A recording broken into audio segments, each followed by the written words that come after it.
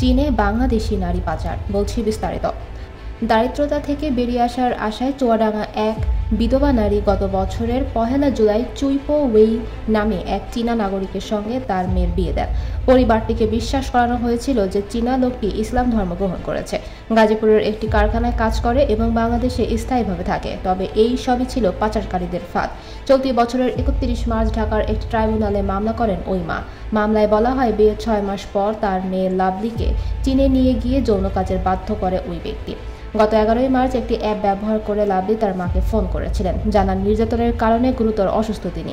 বাংলাদেশি পাচারকারী তাকে চুইপো ওয়াই নামে ওই চীনা লোকের কাছে ১০ লাখ টাকায় তাকে বিক্রি করে দিয়েছে বলেও জানান তিনি। লাভলির মা জানিয়েছেন, চীনা নাগরিকদের বিয়ে করে প্রতারণার শিকার হয়েছে এমন আরও ৪ জন দরিদ্র নারীকে তিনি চেনেন।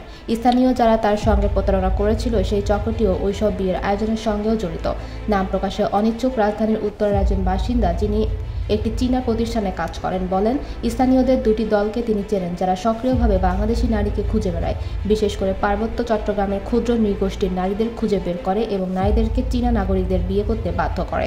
তিনি বলেন, আমি প্রায় উত্তরের রেস্টুরেন্টগুলোতে দেখি চীনা পুরুষরা পার্বত্য জেলাগুলোর নারীদের সঙ্গে দেখা করছেন। মাঝে মাঝে দেখি তারা বিয়ের রেজিস্ট্রেশনের কাগজপত্র তৈরি করেছেন। স্থানীয় কিছু লোক এই চক্রের সদস্য। তিনি শুনেছেন, চীনে যেতে রাজি হলে প্রত্যেক নারীর জন্য স্থানীয় ব্যবস্থাপকারীরা ১০ থেকে ২০ লাখ টাকা করে পান। লাভলির মায়ের দায়ের করা মামলায় অভিযুক্তরা হলেন চুইপো ওই, জি ইজিয়ান, বগুড়ার আবদুল্লাহ আল মামুন, চুয়াডাঙ্গার ফারুক ও আবদুল্লাহ মান্নান, কাশিমপুরের সোলাইমান এবং রাজধানীর যাত্রাবাড়ির বিয়ের রেজিস্ট্রার হাফিজুর রহমান মোল্লা। মামলায় অভিযোগ করা হয়, আসামির সংঘবদ্ধ মানব পাচারকারী, যারা আমাদের অসহায়তার সুযোগ নিয়ে আমার মেয়েকে যৌন নির্যাতন এবং জোরপূর্বক যৌন কাজে বাধ্য করার জন্য চীনে পাচার করেছে।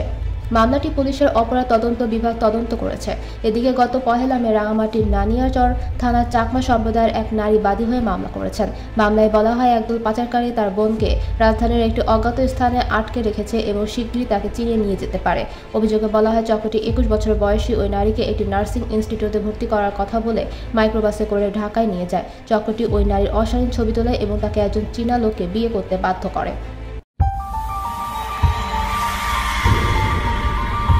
আপনারা দেখছেন CNW নিউজ টিভি।